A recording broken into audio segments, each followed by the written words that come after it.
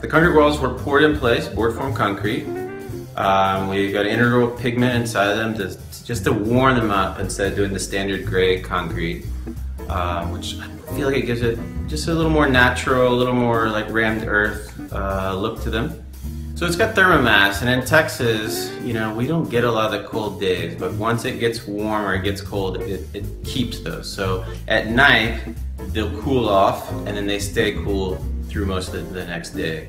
The rest of the house has got spray foam insulation and argon-filled glass and the whole bit, so our energy bills are super low. The largest window we have is 27 feet, so we weren't able to order that direct from the factory. That's why we chose to do the site-built frames here. They're all made in 2 to 4 foot modules. Each one was site measured, and we had the glass brought in, and it's a 2-part glass with argon gas.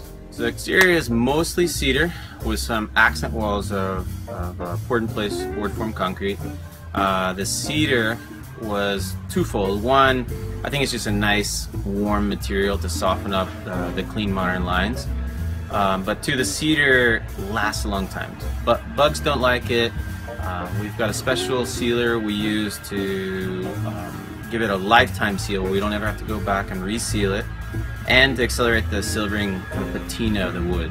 So we ordered it in big 5-gallon buckets. We made our own troughs on site, and we dunked every piece individually, so it got a 6-sided seal on the wood, and there's 0 maintenance on it. So the cabinets are American walnut with just a clear seal to bring out the grain. They're beautiful as is, so any kind of seal just sort of hides some of the natural character. And the house already has a lot of that, where we're just using the natural materials, the cedar, the concrete, etc., and letting them speak for themselves. For the backsplash, it's heat ceramics out of California. Every piece is hand done, hand painted.